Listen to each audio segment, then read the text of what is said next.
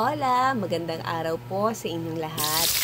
Uli, andito na naman ako para sa simpleng recipe na aking lulutuin ngayon. Ang recipe ko po ngayon ay sinabawang pritong isda. Pagpainit po tayo ng mantika sa malinis na kawali at iprito ang patatas at ang carrot. Ang ginamit ko pong isda dito ay hito. Kasi po wala yung isdang hinahanap ko para sa recipe na ito. Ang isda ko pong niluluto para sa recipe na ito ay isdang dalag. Wala po kasing dalag kaya hito na lang. Magkamukha naman sila. At ayan po, balik ta rin para magpantay ang pagkakaprito. At kapag luto na, hanguin. Ayan.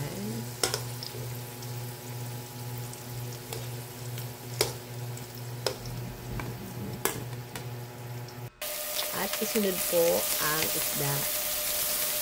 Iprito natin. Ayan.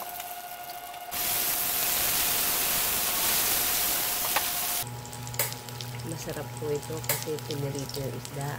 Malasang-malasa talaga siya.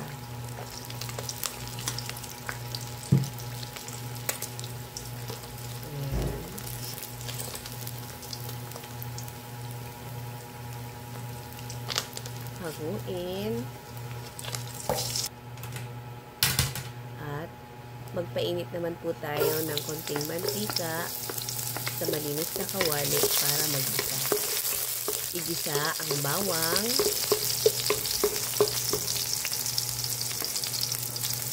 sibuyas, luya,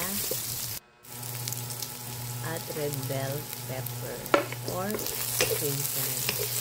Yan po ang pangunahing sangkap na nagpapaalis ng lansa, yung luya. Pati na rin yung red bell. At sunod po ang kenchay. Yung kenchay po, ang sarap po nito sa sabaw. Ayan, haluin, lagyan ng mga sangkap tulad ng betchin, patis, or magic sarap.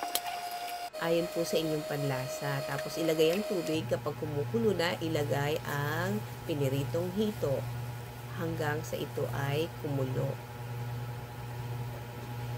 Ayan, luto na. Ang sausawan po dyan ay patis na may kalamansi at nilagyan ko po ng sili. Ako po hindi ko na po nilagyan ng asin yan kasi yung pinirito kong isda ay may asin na rin po yan. Kaya, timplahan nyo na lang po ayon sa inyong panlasa. Sa mahilig pong magluto, alam nyo po ang lasa ng kenchay at saka yung red bell. At yung piniritong isda, naiisip nyo pa lang po, alam nyo ng masarap kahit hindi nyo pa natitikman.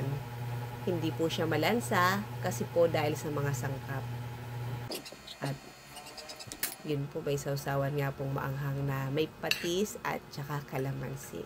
Kain po tayo. Kung inyo pong nagustuhan ang aking recipe, please like, share, and subscribe.